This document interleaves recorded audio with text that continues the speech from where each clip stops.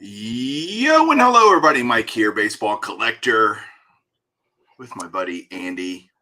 She blinded me with refractors. Best name on YouTube. What's up, man? I'm still disappointed that we didn't do the countdown. So I tried to talk Mike into doing like the 30-second countdown that shows up. Here, I'll start it. I'll start it again just to. Yeah, that's enough of that. I mean, that just seems like something cool about to happen. Like maybe it's not, but it just seems like something cool should happen after that. Well, we're gonna do something cool anyway. Something you and I haven't done in a really. When's the last time we did one of these? Oh, probably 2 or 3 years ago, maybe. It's been a while, yeah. So there will be a lot of people on here that have no idea what this is, which is probably good. This is open mic. We know what it is. I'm not sure we know either, but we are open mic night. So you can. I'm going to put a link and invite whoever wants to come on, and we will answer questions, chat with you, whatever. Open mic. Whoever wants to come in can come in. Last time we got it was interesting. We'll just say. I mean, I don't know if it was the last time we did it, but there was definitely a time where there were some interesting participants. No doubt. What's up, Orlando? Collector's Dream, probably the best collection now. One of the best, certainly top 3. It's up there. It's up there. Orlando, Dave, John Mangini. There's a lot of really good collections. Andy, your collection. I mean, my collection, I like my collection, but it's I wouldn't say it stacks up with some of those guys. It's all relative. Yeah, it's all relative. I mean, it's the best collection I have.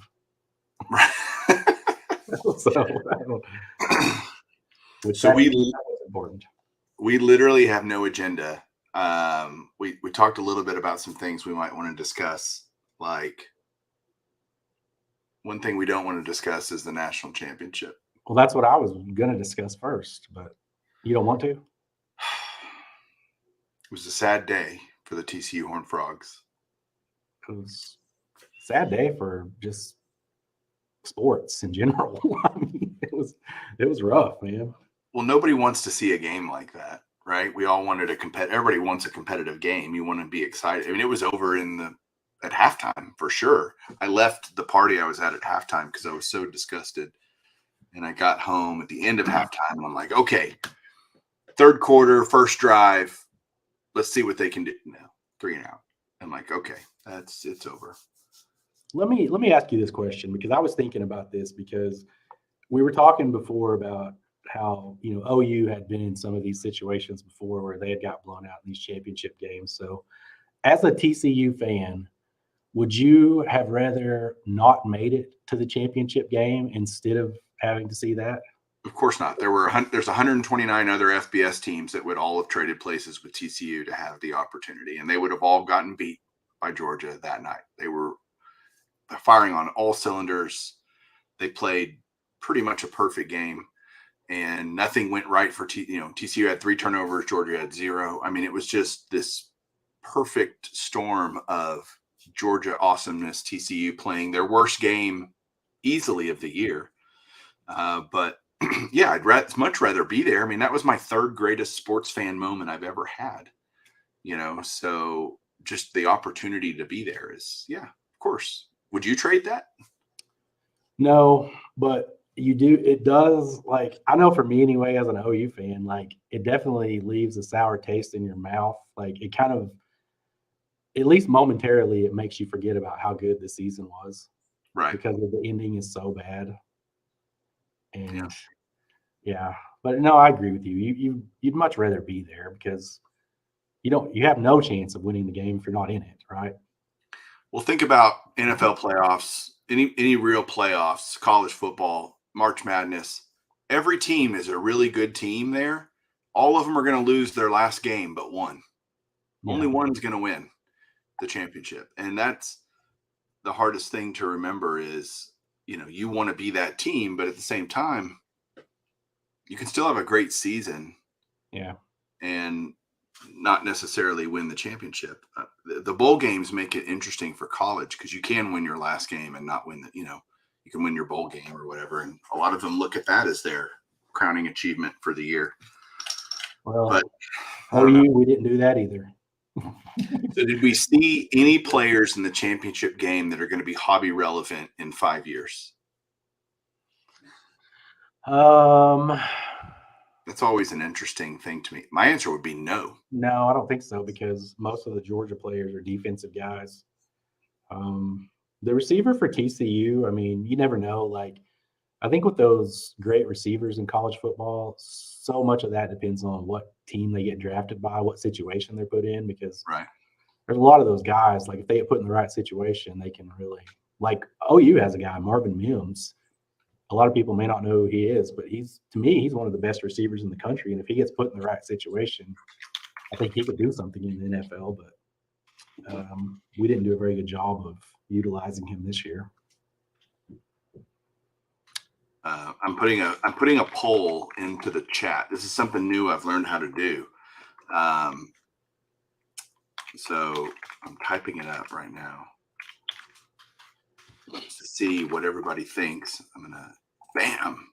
So this should be in the chat. It's like at the top of the chat or something. Maybe. Can't really tell. I don't know. Hopefully they can see it. I can't see it. We got lots of folks. Yeah, I see Vince down there. Vince is here. Yes. Brian, Hunter, Austin. So this is open mic, kind of a celebration, Andy, a little bit for me. That's true. Yeah. Tell them a little bit about this, because I was unaware, but it's a pretty cool thing. So I got this notification on my YouTube studio, which I was like, the other day, 2 days ago, January 9th was the 16th birthday for Baseball Collector. 16 years, dude. That's like a person driving old. Yeah. Like you could have had a kid and 16, and then my channel is as old as your kid would be driving if they were born on the same day. So basically, congratulations on being old. But I've been around 16 years, and for most of that, it was consuming content and just watching stuff. I wasn't making my own content. And there were old school guys that, I used to watch, same as you probably back in the day. And like everybody calls me an OG. I'm like, nope, there were plenty of great channels before me. And Mike's YouTube is applying for colleges. That's fantastic. Yeah, I kind of view like YouTube sports cards. There's at least 3 different time periods. Like how in sports cards, you have like pre-war, post-war, modern, ultra-modern, all that stuff. There's like the the guys that you're talking about, like way back in, when did they start? Probably like 07, 08, maybe. Yeah. Kind of in that time period. And then there's kind of like the group that started maybe like around the same time you started producing content. Well, it's probably like 10 years ago. Yeah. Actually, January 27th will be my first video will be 10 years old. Yeah. And then I feel like maybe there was like one other little wave in there, probably around the time I started, like 5 or 6 years ago. Yeah. And then there's like the guys from the last year or two. So there's like all these different segments, and they're totally different. Like the way eras of YouTube card collecting. And they're all so different, just in the approach of the channels and what people are trying to accomplish and get done out of their channel. It's interesting to look at it in that way. I got a question from the boat guy. What will you do, Mike, when your collection is complete? Do you even want to collect current players? What will I do? Well, it won't ever be complete, most likely.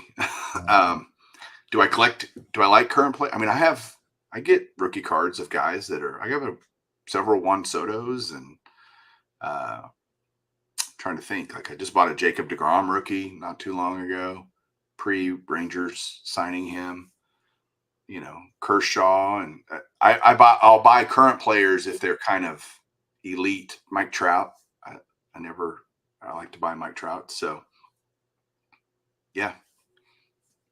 Mark made a good comment up here about Brock Bowers, the tight end for Georgia. Yeah, he'll be an NFL. I mean, it's a stud now. Yeah, I don't know why TCU literally didn't just go. Somebody else is going to beat us, maybe, but this guy's not. We're going to manhandle him and triple team him and whatever. And they didn't. I mean, he got open like a lot. Like it wasn't. I think honestly, I think it was going to be a situation where if it wasn't him, it would have been someone else. Honestly, right? Because they're just so good.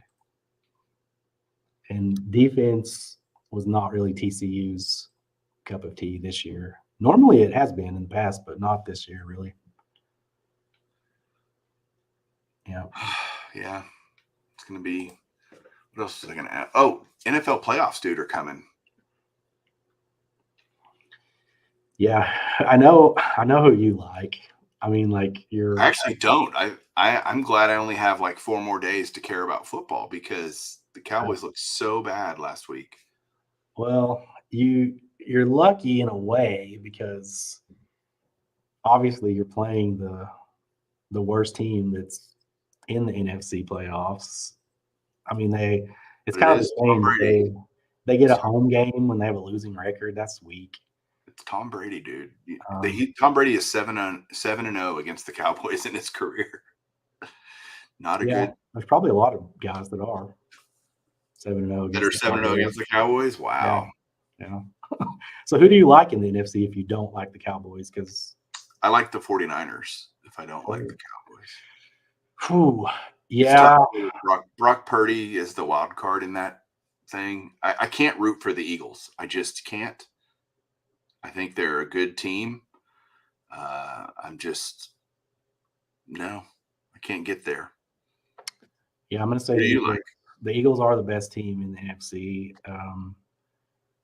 And the reason that they're better than the 49ers to me is just the quarterback position. I think if the quarterbacks were equal, I would say the 49ers, but I would trust Jalen Hurts way more than Brock Purdy. And then in the AFC, I mean, I got to go with Patrick Mahomes. I mean, I know a lot of people probably like the Bills, but I think the home field advantage could help the Chiefs. I don't know that we've seen. This is such a cool era that we're in. I mean, think about who's in the playoffs this year. You've got Mahomes, Josh Allen, Trevor Lawrence, Justin Herbert, Joe Burrow. I mean, the AFC is stacked with elite quarterbacks and young elite quarterbacks. It's not like in the AFC you got Tom Brady, who's older than dirt, and then Dak Prescott, who's good, he's average, slightly above average NFL quarterback. You got Brock Purdy, who's unproven. There goes Norman. But you got Hurts, who's young, right? So you do have a lot of interesting dynamics with the quarterbacks. It's exciting to see all these young quarterbacks doing what they're doing. Yeah, I feel like there's a changing of the guard in the NFL for sure at the quarterback spot because, even though Brady's in the playoffs, they're 8-9.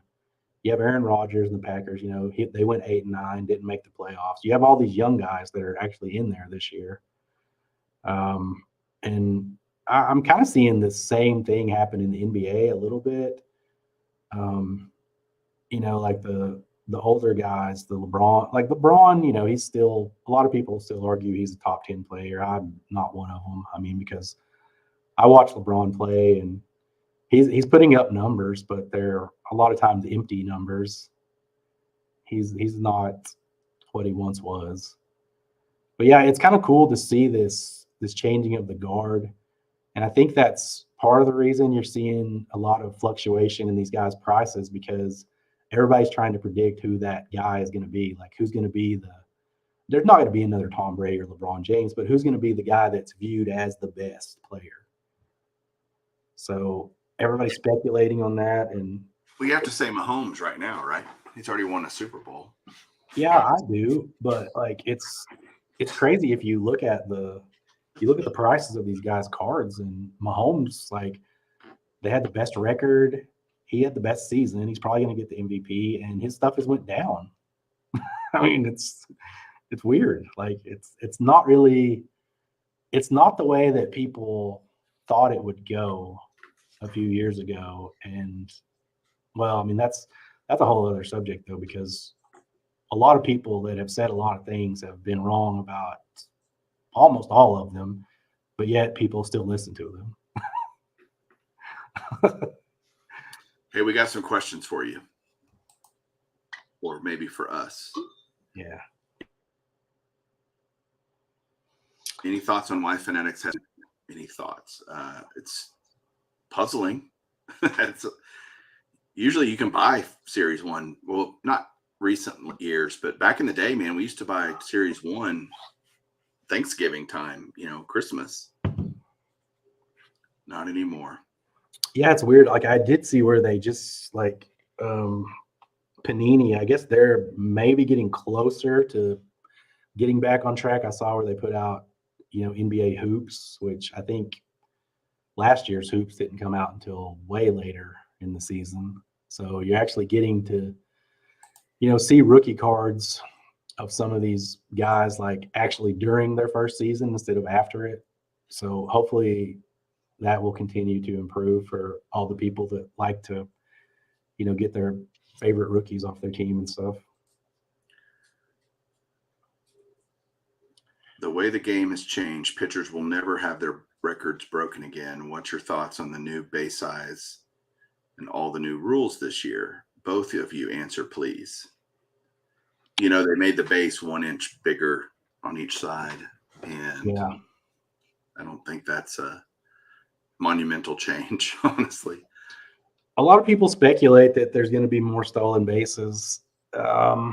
I don't know. We'll have to see about that. I'm more interested in seeing like how the shift affects some of these hitters, because some of these guys were just absolutely just destroyed by the shift over the last several years. I mean, if they would have played in the era prior to people shifting, I mean, some of these guys' averages probably would have been 40 or 50 points higher. No doubt. I think so. To me, that's the most interesting thing. And that's been, over the last 12 to 15 years is when you've seen the shift really become. Now they do it on dang near every hitter, Yeah. And so that's a huge thing. I think averages, you'll see a lot more, seeing eye ground balls that get through and stuff that I just never understood why players would intentionally not try to beat the shift. Not only would you think about if the hitters today hit in that era, what about the hitters from Wade Boggs, Tony Gwynn? They would have just, okay, I'll slap it to the left side. You want to shift on me? You know what I mean? The hitters were so much better they didn't all worry about launch angle and, Yeah. all this stuff that hitters worry about now to try to hit home runs, because home runs pay the bills. The great hitters, like you said, Wade Boggs, Tony Gwynn, those guys, you wouldn't have even shifted them anyway. Right. Their hit scatter shot would look, good point. Yeah, you wouldn't shift those guys. But there were, probably plenty of guys during that era that couldn't do the things that those guys could that you would totally shift. But I never, Ichiro feels like the last guy that you could kind of go, he can hit it wherever he wants to. No one else, you don't watch hitters now and think, man, they can put the ball wherever they want. They're all trying to hit home runs, and I hate it. Yeah. Okay. Let's see. Like model railroading layouts, you'll never complete your collection. That's right. That is correct. All right, here we go. Do you think the market would be better without the new COVID investment people coming into the hobby?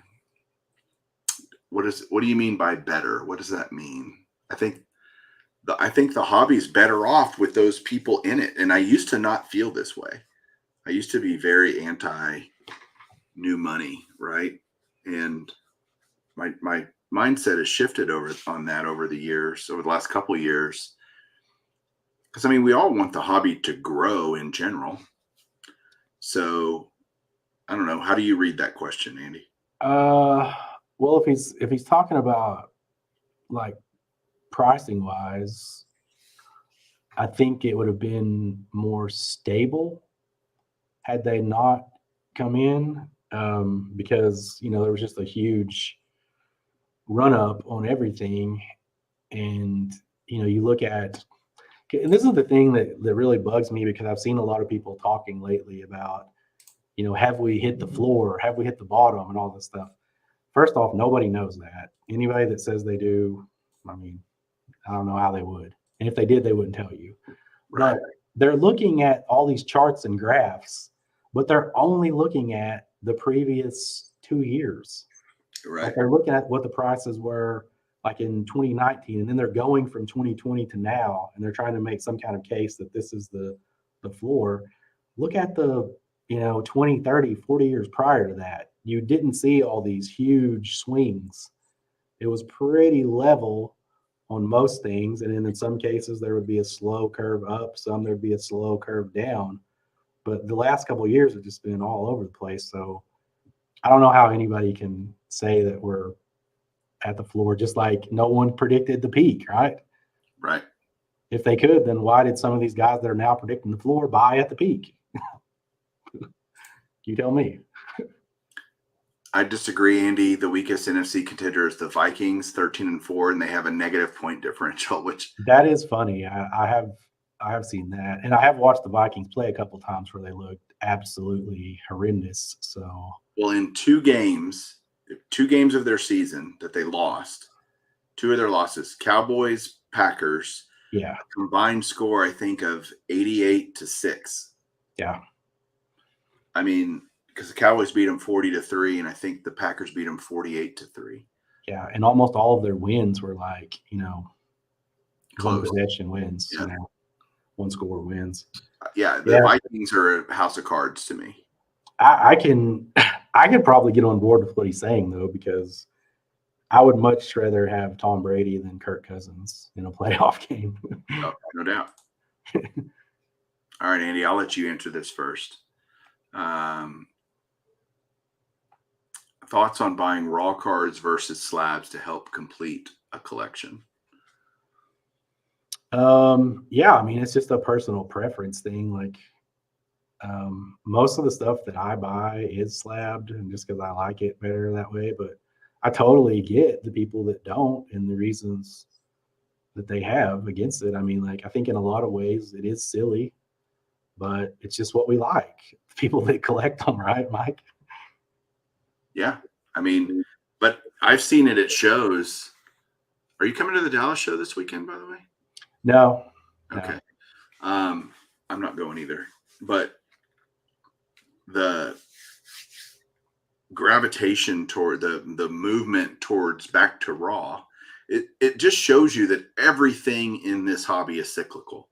The minute you think something is dead, it will come back to life as a zombie and come back. And I mean, you can't kill anything in this hobby. The minute you think you are probably at the time you should start picking it up, because we thought 80s cards were dead and they had a resurgence. And I think the next decade that's going to be really sought after is the 70s.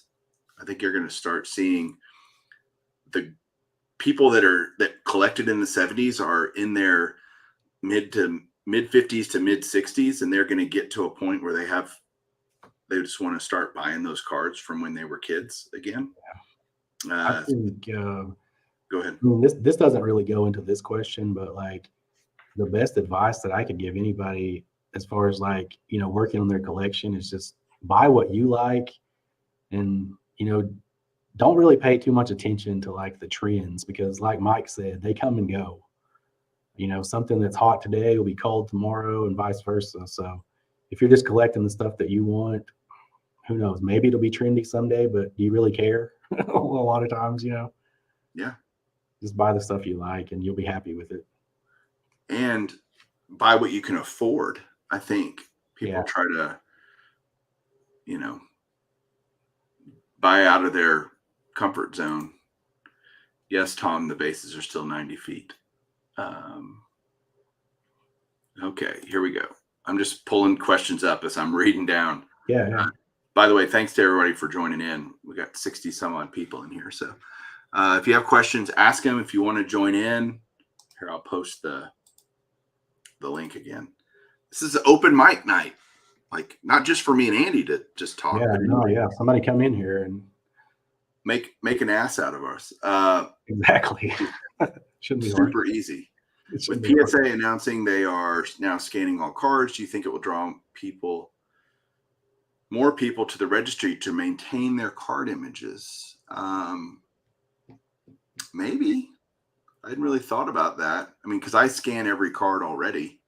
And it actually annoys me because have you done this, Andy, where you put a card into your, inventory on PSA, and it'll put the card image that they have, and then I'll put mine in there, and then I have like 1,000 images on a card. It's like, I haven't done that. I mean, because I don't have anything on the registry, but I have I have sent stuff in where they will, you can see the image on there, like when you look at your grades and stuff. I think that's pretty neat that they do that. I mean, I think they should do that for as many cards as they can. Like, I can understand why they wouldn't be able to do it for every card just because there's so many. But I mean, SGC is able to do that because I think they have, a much smaller volume. Maybe one day they'll be able to do all of them at PSA. Is that what they're trying to do now? Is every card? They are doing every card.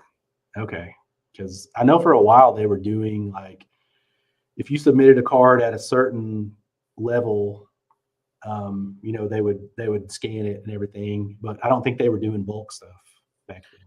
Well, to me, it's kind of it's about damn time. Like, why haven't they been scanning cards as long as there have been scanners? Because to me, that, I don't know, I guess they can't cross-reference. Like, if you crack it, let's say you get a card, right? You crack it out, you resubmit it. They're not going to be able to tell, oh, that's the same card that was submitted 6 months ago or whatever. I mean, it would work on serial numbered cards, but yeah, you're right about anything that's not like serial numbered. I mean, people could speculate that, oh, that's the same card, but I mean, I don't know how you could actually tell. Yeah. From a scan. To have different distance. I'm reading question. Feels like some teams have bigger advantage. Also, thoughts on team salaries. Have you looked at them lately? Stadiums have always been quirky, right? You had quirky period early, and really a lot of teams built stadiums based on, think why Ebbets Field was built the way it was. It was in this tiny little area that they had to cram this stadium into. So it was very intimate, small capacity. Then you have, Fenway, they built the wall because there was a street right on the other side of it, so they just kind of did things to make it fit where they were. Then we had, right, remember this, Andy, the King Dome, the Metrodome, the Sky Dome, all these, concrete donuts that they built. Yeah. And they were all kind of the same. Montreal was that way. I'm trying to think of other. Philadelphia, a Veterans Stadium was a concrete circle. Cincinnati, there were tons of them. And then they all went, they are like, no. And then Camden Yards reintroduced the idea of having a stadium with character. I always thought it was interesting because, like, how there was, it was very rare for home runs to happen during the dead ball era, right? Right. That's part of the reason, but go back and look at the dimensions of some of those fields back then. I mean, some of those were gigantic. If you don't know, go look at the dimensions of the Polo Grounds. Yeah. Look, I think center field, I've got a Willie Mays picture up here. Like, some of those were like 450. Yeah, it was crazy. I mean, like guys today would not be hitting them out of those parks. Nobody's joining us. They don't like us, Andy. I think it's they don't like me. That's okay. Great. Okay. Or everybody's just embarrassed. Let's see. Is there anyone else annoyed at PSA's new price increase? I thought they lowered prices. When did they increase prices? I think some of them, like some of the lower levels, I think went up like $1 maybe, but it should be like a quicker turnaround time or something. I don't know. I mean, there's a lot of things to be annoyed about at all the grading companies if you really want to be, if you want to dig into it. But boy, that's the truth. Yeah. No, I think the one thing that I will say annoyed me the most about PSA is, when you get a membership into the collectors club, you used to get free vouchers, right, for grading submissions. Now they give you like $100 coupon to Loop. And you get the magazine. Lucky you. Yeah. Like I mean, the $100 to use on Loop, not that important to me. Yeah, Orlando's bringing up a good point. Originally, the Marlins had a huge park. They played at it wasn't Dolphins Field. It was called Joe Robbie Stadium, right? Remember that? Well, yeah, and Candlestick used to be. Well, it was the 49ers and the Giants. The A's had the same thing. I remember I was at in Colorado when the Rockies started, and I went to games at Mile High Stadium. That was their first before Coors Field was built. So yeah, I can remember watching like 49ers games where they would still have like the infield dirt and stuff on the field, like during the football game. Andy, tell Rick to come on live with us. Rick's a live stream savant now. He should be on here. I know, and I've seen him on several, and he needs to make an appearance here. So I'm just not good enough for Rick to join in. I feel I'm hurt, honestly. Okay. 1971 Topps Baseball, one of the greatest sets of all time. I bought a Steve Carlton PSA card. I didn't think looked that good. Since then, I only buy 71 cards in SGC grading, black on black. I actually hate the black on black. To me, the card fades into the holder, right? I like white on black. I mean, the tuxes look good. I mean, nobody can argue that. They look good, but there's a lot of people that could argue that. There's a lot of people that could and would argue that, but that's true. I get your point.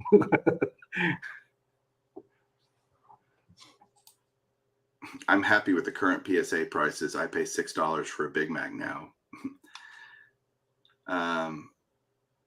Yeah, see, Rick, you're still not on, man. I don't know what's going on. I'm still waiting. Here, we'll do this. We'll do something fun here.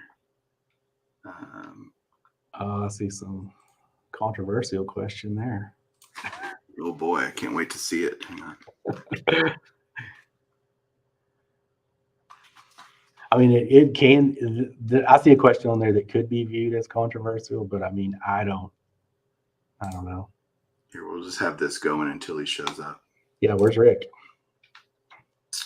Okay, let me go back to the comments. Which is the one that's Jenny Miller. All right, let's just we like controversy here. Yeah.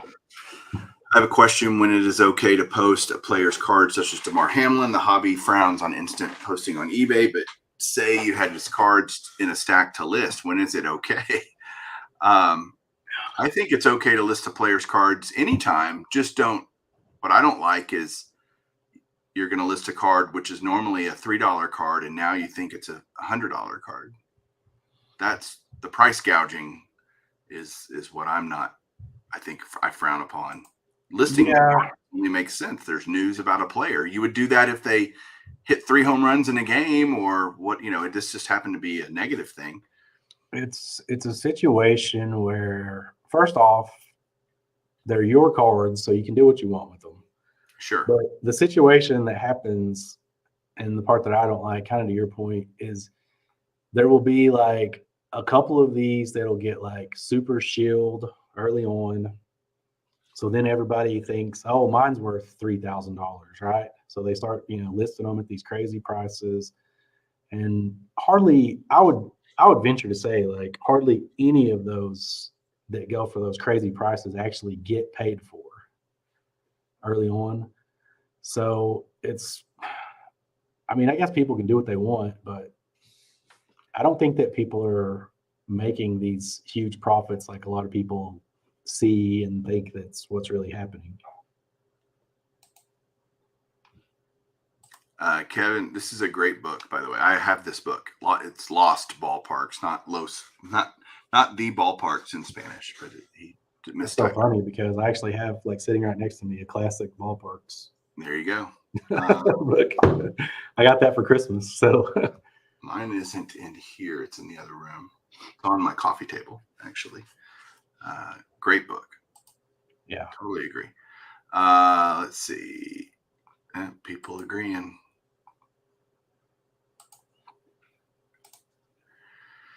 No.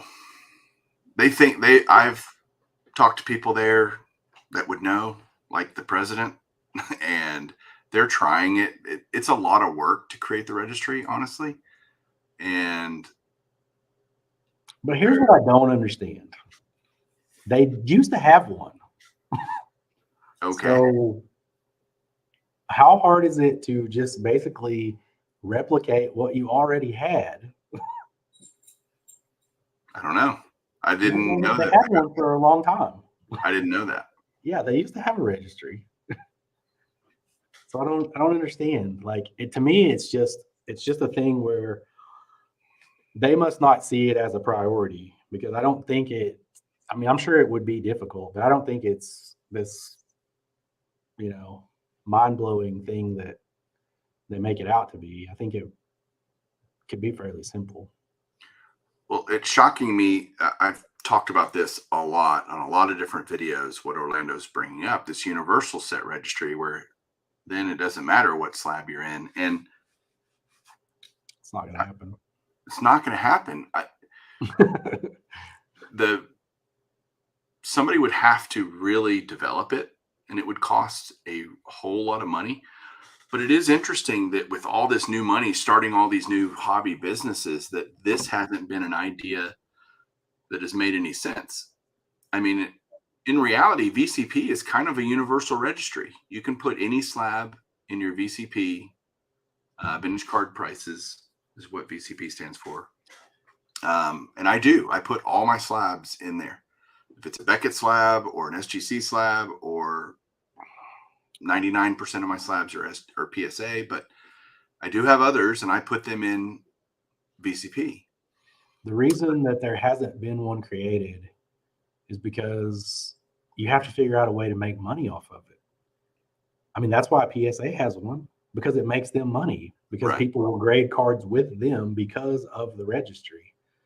If And you you just don't think started, if you just started a universal registry and you're not a grading company or anything, how are you going to like make money off of that? Like, well, you would monetize it by, you would charge a subscription cost, but I don't think there's a huge tolerance for that right now. I don't think. Yeah, like, would you pay for it? Like, well, what would be like? Let's say if you wanted the universal registry, how much would you pay a month to have one? I personally wouldn't, because again, See, I that's the thing. already have it but there are lots of guys with Frankenstein collections out there that have all kinds of different slabs. Yeah. And I'm telling you, if somebody doesn't get in here in 5 minutes, Andy and I are quitting. Like, Don, you better get in here. Orlando, somebody, I'm posting it one more time. If somebody doesn't get in here to chat with us and tell us we're dumb. I think with the universal registry, I think it's one of those things that people want, but they would want it to be free, and it wouldn't be free. So then they wouldn't pay for it. And that's why nobody's going to do it. Okay. So this brings up a great point. And I was going to do a whole video about this. So I'm just going to do it here. Okay. Breaking news. Chasing Cardboard, which, oh, by the way, had another episode come out tonight. We added a paywall. Ty added a paywall. If you want additional content, you can He did a video and talked about, because and there's so much hate, Andy. The comments are, I don't know if you saw it, but I haven't seen it yet. No. the comments are crazy. Like, a lot of people are supportive, no doubt, Yeah. but some people just, I'm out, this is terrible. Oh, you greedy, basically, you greedy bastards kind of thing. Right. And it really irked me because they don't know how much time, effort, and money it costs to put those episodes on. All the regular episodes are still going to be free. They're going to be just normal episodes, but it's additional content that we keep getting asked to do. Hey, give us an update on this, do this, show the grades, show all this stuff. Yeah, that's well, all fine and good, but you guys think that YouTube revenue is good? It's really not that big a deal. You have to be super big to have that really be significant enough to make a dent. Yeah. Well, it's okay. So here would be my thoughts. First off, is like people are used to having YouTube content for free, so they're just used to everything being free, right? Yeah. And most content that people make, it doesn't cost them a lot of money to make it.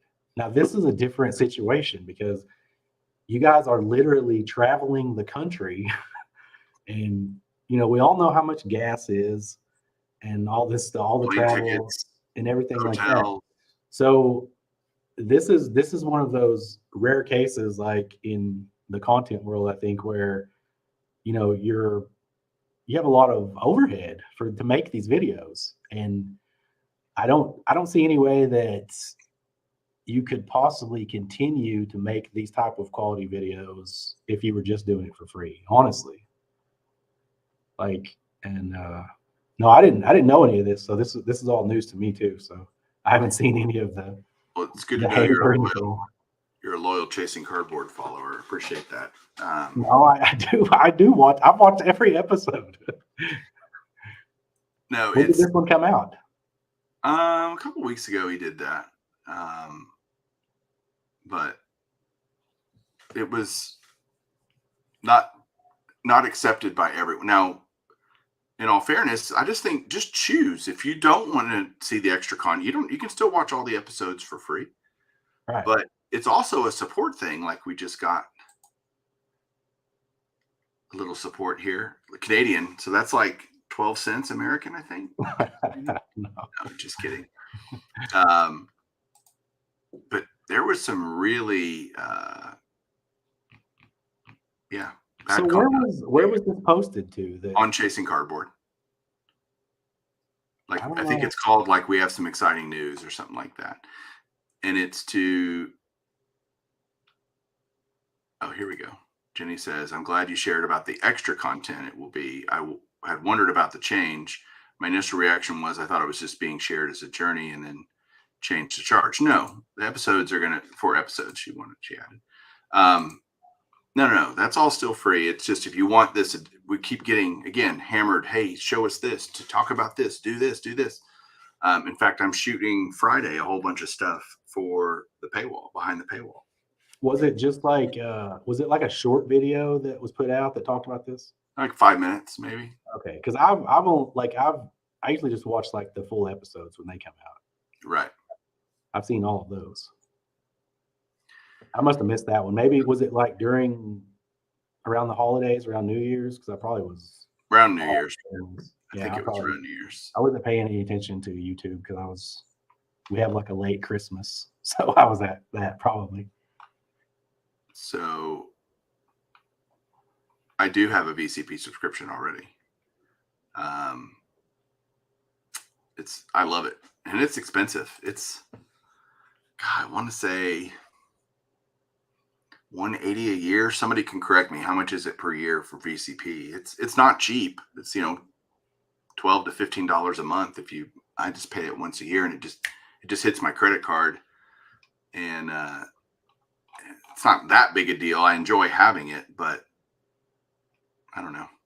It's funny how Caesar's now in here, but he's probably 20 minutes behind us, and he's answering questions from. Oh yeah. Oh my gosh, we do have someone. That's good. We were about to quit. Dawn stepping up.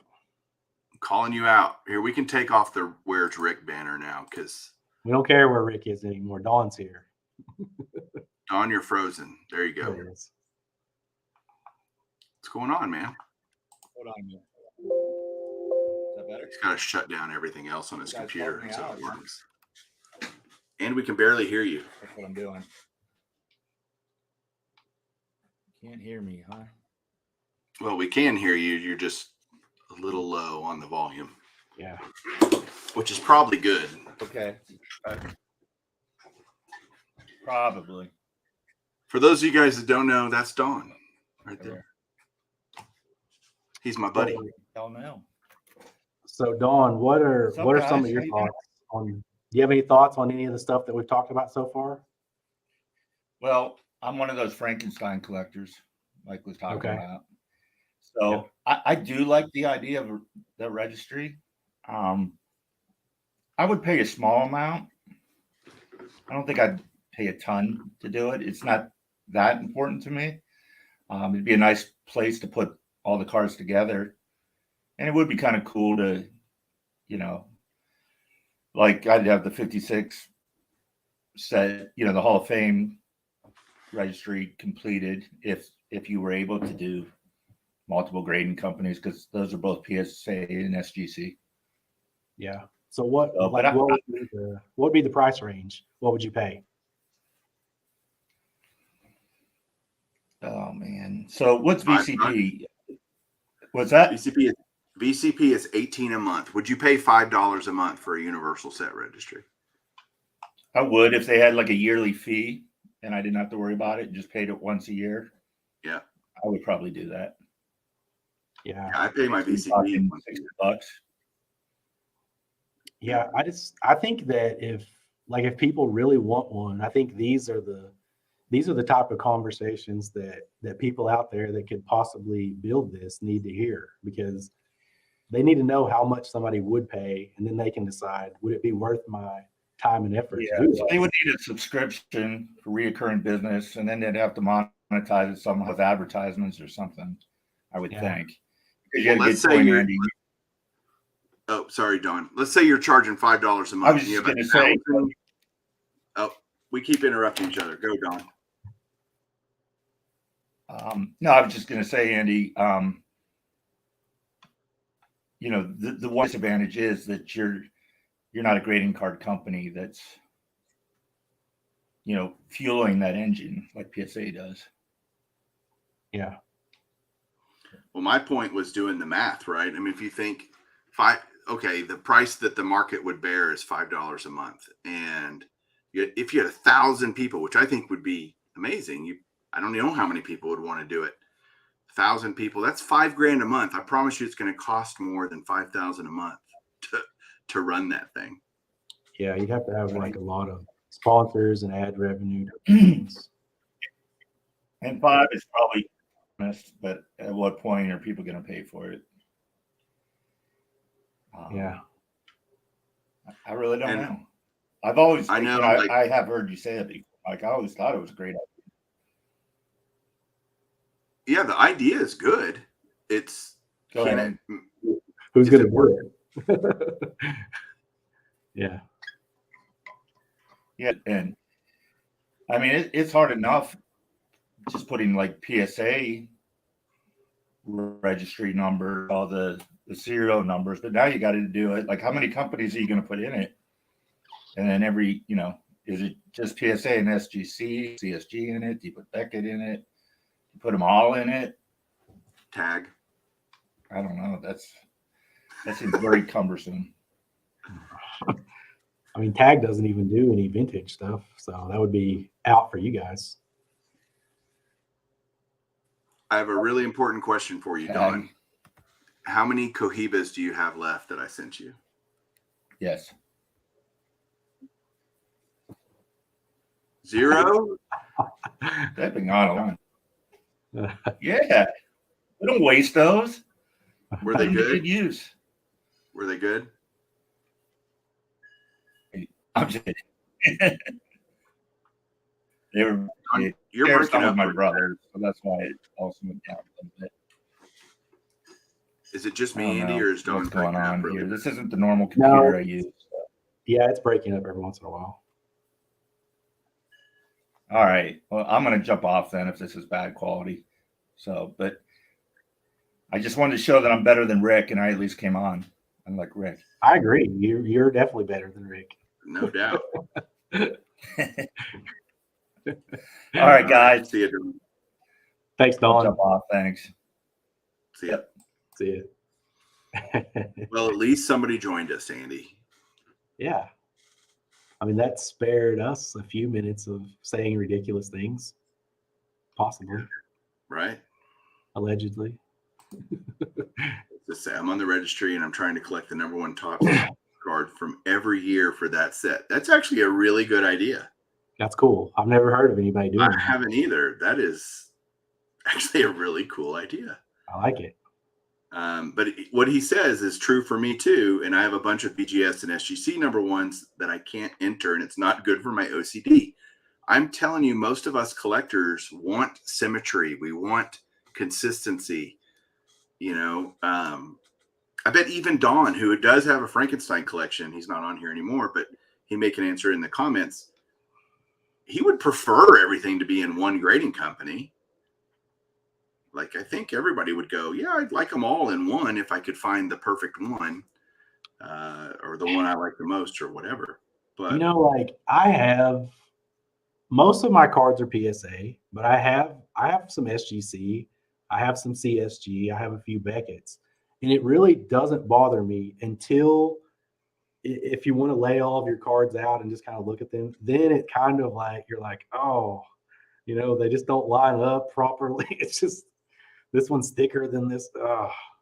That's the only time that it really bugs me. But I've gotten better. I've gotten better at being more of a Frankenstein collector, I guess you could say, because there's certain cards like when they come up, if it's a card that I'm going after, like I don't care as much on, especially like if it's like some of the vintage pre-war stuff I've been going after, like if it's PSA or SGC, like I'm fine with either of those. Like I wouldn't go for a Beckett card because I just don't think Beckett knows how to grade those type of cards. It has nothing to do with the way the holder looks. right. Jenny's asking not a dumb question. There's no such thing. What's a Frankenstein collection? Do you want to explain that, Andy? So a Frankenstein collection, as far as graded cards goes, it's when you would have, you may have some PSA, you may have a few SGC, a few Beckett, a few CSG, whatever. It's just different grading companies that you have in your collection. Like instead of just having everything all of one company. Yeah, remember Frankenstein took parts from all different kinds of things and made Frankenstein. And so if you have multiple grading companies in your collection, we call it a Frankenstein collection. Yeah, I think that's a good question because, if you were just listening, you heard somebody mention Frankenstein collection, you're like, what? They actually collect Frankenstein cards? Or, that's a good question, I think. I have a Frankenstein rookie card from 1964 Monsters. I used to watch all the Monsters movies every Saturday. Like that was a Saturday afternoon staple, Creature from the Black Lagoon or Frankenstein. Scared, like whenever the old Frankenstein, like not any of the newer stuff, but the old one, when the girl, the little girl came up to him and he killed her. That always scared me. Caesar's asking a very serious question here. The Sports Card Radio Brothers exposed themselves to me on a golf course. Should I sue them? Absolutely, you should. I'd go get, the best lawyer you can find. Caesar. Everybody trying to sue everybody. Why not? Nats, man. My collection, it's alive. It's alive. It's okay to have a friend. Like, I'm not even criticizing that. I just don't like it. So, yeah.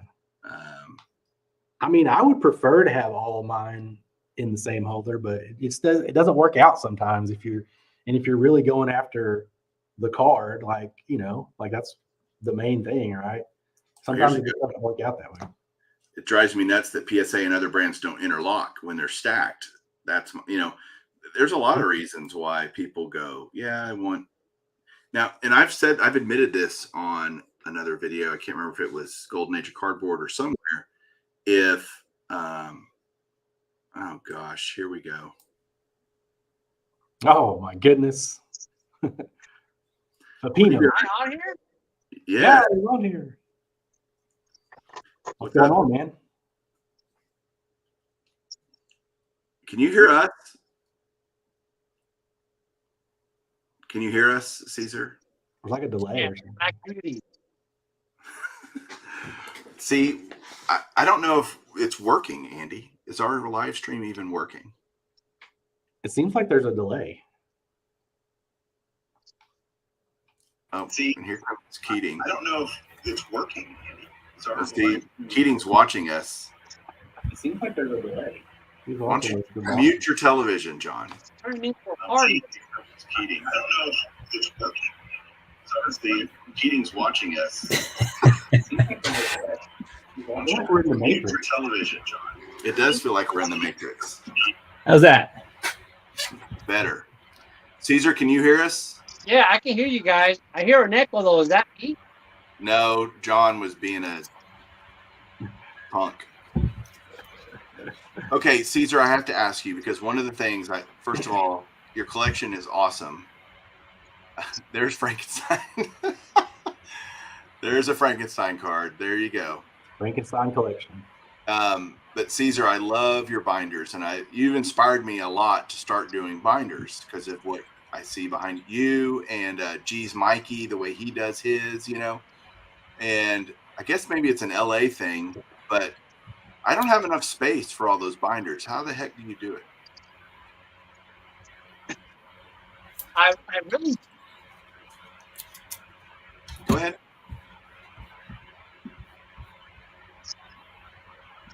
Go ahead.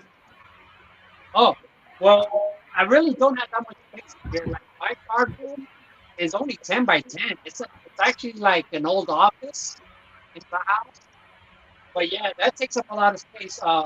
I've had a few YouTubers over my house, and every single person says the same thing. Your room looks so much bigger on TV. Like, it's not that big. It does take up a lot of space, but I'm going to make that sacrifice. Well, Andy and I are coming to LA in a few weeks. Are you guys? Yeah. We'll come on over, dude, if you're serious. Yeah, the governor's busing them from the border out to L.A. Are you looking for a sanctuary city? We're looking for a sanctuary city. But we are coming. We'll talk to you offline, but we are really coming. And we should definitely try to hook up and Yeah. For sure. That's a badass. I remember, one of my first memories of you was at the National, Mike, when I met you and you let me touch your willy. I did let you touch my willy. Yeah, it was a nice willy, though, wasn't it? That's how COVID started, man. And I admired it. That's how COVID started. That's how a lot of things started.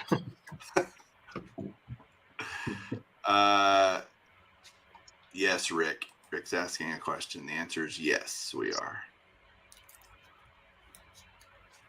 So we will be there. So that's not that far from Frankenstein's, right? The Burbank show? Maybe like half an hour, depending on traffic. It's all Inland Empire stuff, right? Yeah. Like where I live, I'm 10 minutes away from Frankenstein. For me to go to the Burbank show the other way, might be 15 minutes. So are you planning on going to the show? What is the date on that, man? The Burbank Super show Bowl weekend, right? I've always had a busy schedule. Super Bowl weekend, the 9th or the 10th, 11th, 12th. Yeah. Are you a Raiders fan, Pepino? No, I was raised a Cowboys fan. So you don't know what Super Bowl weekend is. I got you. It's when the good teams play other good teams. No, I remember when one time I do remember being interviewed by Mike a long time ago, and Mark, when Mike his little podcast shows or just interviewing people, he asked me, he's do you watch football? And I said, yes.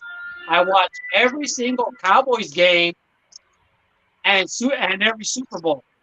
And he thought you only watch Cowboys when they're in the Super Bowl. He's you almost never watch football. That'll be true. Oh man. John, aren't we supposed to record a show here in a minute? Yeah. John's That's like, all right, man. Take your time. he came on just to give me crap because we're. No, I was told to come on and give you crap by somebody else. Oh, great. Yeah. What kind of show are you guys recording? The boomer shit, man. Just get off my lawn. Yeah. 70s. 70s. 70s stuff. We're going to talk about this set right here. Oh, come on, Mike. Jeez. He's just ruining it all right here for Yeah, you. right. Nobody's going to tune in now. No suspense to this show. Right. Yeah, I'm excited. I've never been to the Burbank show. Andy's never even been to California. No, it'll be my Oh, first wow. time. You guys flying into Burbank or LAX? LAX. Boy, you guys are going to have a lot of driving to do. That's for sure. Yeah, I'm definitely have to meet up with you guys for sure. Yeah, we're coming gonna out be there. How many days are we there, Mike? 4. Okay. Thursday. We get there Thursday. Come back Sunday. Come back Sunday. Okay, yeah. Yeah, my ticket to LAX was $198. It was crazy how cheap it was. Yeah. Andy's was not. He waited too long. I waited like a week longer. Is all. You could have flown Love Field to Burbank Airport. Wonder what that would have. Then you have to fly Southwest, which is Yeah, fate worse than death, right? not a good idea right now. And you know where I live, John. You Love live. Field is the other side of the world to me. Yeah. When I drove to your house, I was really questioning if Kyrie Irving was right. If the Earth was flat, I swear I was going to drive right off the edge of it. But then I got to your house. It was close, man. Real close. You get into Texas, and I mean, you can just So what drive and happens? drive If you and fly drive. off the end of the earth, you're in space now? We don't know. There's no hills. There's no water. It's just don't know, man. The concrete jungle down here. Yeah. Concrete jungle. Yeah. Yeah. Yeah, Ontario Airport is closer. That's true. Yeah, that could be hard to only get in. like 10 minutes away from me. Well, we'll learn for next time, but we're staying with Josh, rated rookie, and then we have a hotel right next to the Burbank show for Friday night. So that'll be good. Hey, are you setting up, Andy, this weekend? Nope, I'm not. Since I'm going to this Burbank show, I'm not even going to be there. Are you going? No, I wasn't going before. Now that Backyard Breaks is there, I'm definitely not there now. I saw that. Yeah. They really are there in Dallas. They're coming to Dallas. They're like sponsoring one of the trade nights or something. Oh We'll God, fit right in down there. God help us. Hey, you had fun at the Dallas show. All right. I had a good time at the Dallas show. Man, I just hear a bunch of different conversations going on. That's your medicine, dude. You got to take your medicine, man. All right. I'm going to see you guys later. Wife's calling to go eat. Man, I'll see you guys here. You guys come. See you, man. See you, buddy. What'd you guys talk about on this big thing? Nothing. A whole lot of nothing, really. Just the usual. Usual. Andy and I used to do this open mic thing, and we figured out we haven't done one in 2 or 3 years. And I'm like, Oh, okay. hey, let's do an open mic. Like, Julie's out of town. I'm like, I don't have anything to do. So, My wife's out of town. Here we are. There was, back then when we did these, though, it seemed like people were more willing to actually come on. Like, it's like tonight, there's a lot of people that wanted to chat in the chat, but like nobody really. yeah, the chat was doing great. Dawn's asking, why am I not going? Because I'm going to the Burbank show in a few weeks, and Yeah, it's the same for me. I mean, I would like to go, but That's coming from a guy who never leaves his basement, right? He's worried about where and why you're not going somewhere. Right. But there's only, you could go to, I don't know how like Ryan Nolan does it. How do you, I mean, I guess he sells cards, but Dude just bought a house. We'll see what happens. He's going to get married. We'll see what happens. He's going to have a kid probably within a year and a half. We'll see what happens. Get back to us. yeah, on welcome that, right? to the rest of our lives. Yeah. We all have to deal with that and juggle stuff. And yeah. I mean, it's nice to have that foresight to do it now, because we all wish we would have done that in our early 20s. But it's good for him to be able to do it. But man, riding around on that yellow submarine in the sky with Spirit Airlines, man, I don't know how he does it.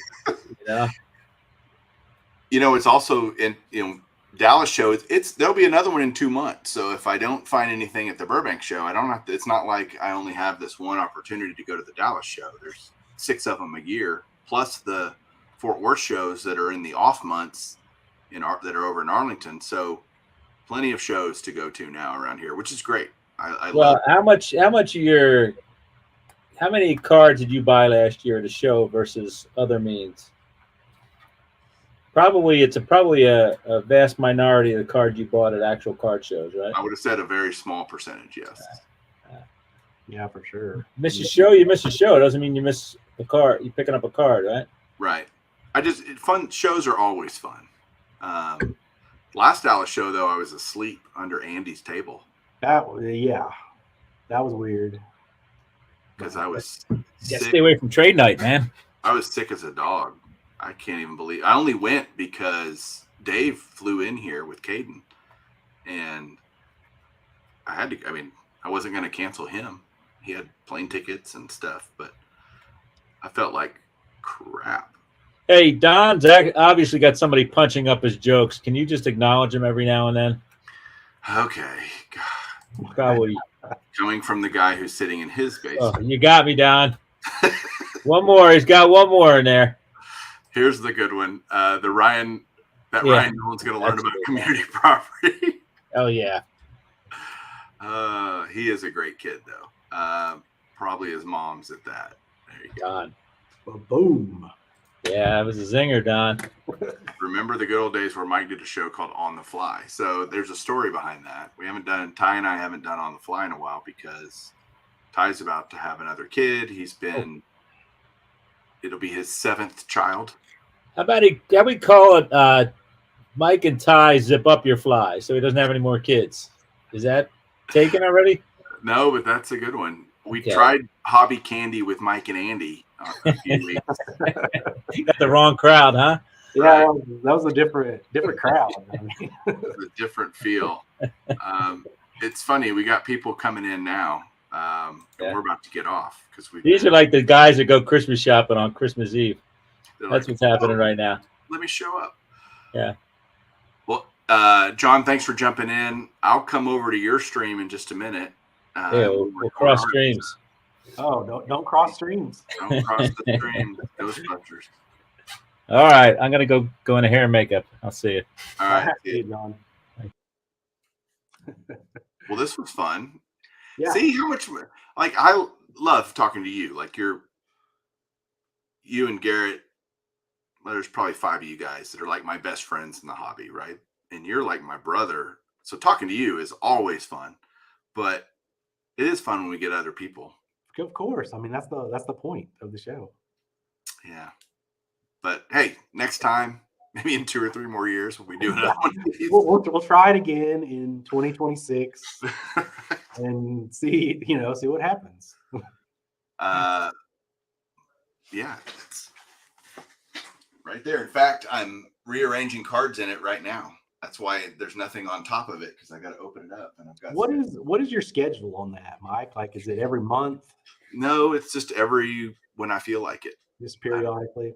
Yeah, I was watching like an hour-long YouTube video today, and I turned around and I went, "Hey, I haven't changed that around in a while." So I started doing that while watching a long-form YouTube video. So yeah, well, dude, thanks. Yep, always fun. Yeah, hopefully next time we can get more people that aren't afraid to come in and criticize us about something. Okay, I got to All answer this All the question. people that we know, they'll criticize us. So I like when they pop up. Andy, what's your channel? She blinded me with refractors. Greatest name on YouTube. What do you gentlemen think the likelihood of the 33 DeLong Gehrig card increasing or declining in value over the next 5 years? That's a card that I think if you buy one now, you will not be disappointed. That has never been a bad card to own. It's on my holy grail list of cards I would love to own as a Lou Gehrig fan. And every time I think I'm going to buy it, it always goes up more. And I'm like, dang it. I can't make any promises about it increasing or declining in value, but I would not regret owning it. I can promise you that. That's a great card. Like that one and his 32 US Caramel. That one was on like kind of my wish list for a long time. And, back prior to this big boom, a lot of us had these cards that we wanted and we're like, I'll just get it later, right? Now it's like, yeah, that card. I hardly ever even see any of the 32 caramels anywhere. You used to be able to find those, and yeah, they've really dried up. Yeah. If you see them now, they're like the Gehrigs. I mean, I don't think you can get one for probably under $10,000. And the Ruth is 20 grand. Oh Yeah, at least. So yeah, a decent looking Ruth is 30 grand. yeah, I don't own any of those. And it was always that, when they were a few $100s for, some of the ones I wanted, it was like, I'll just get those later. Now I can't even find them. So, and I couldn't pay for it if I could find it. right. So it's like, Well, guys, thanks everybody for watching. Thanks for tuning in. Appreciate it. Appreciate all the support. And anything you want to say to people as we check out of here, buddy? the one piece of advice that I could give everybody out there is keep collecting. Sound advice. See you guys later. And keep collecting.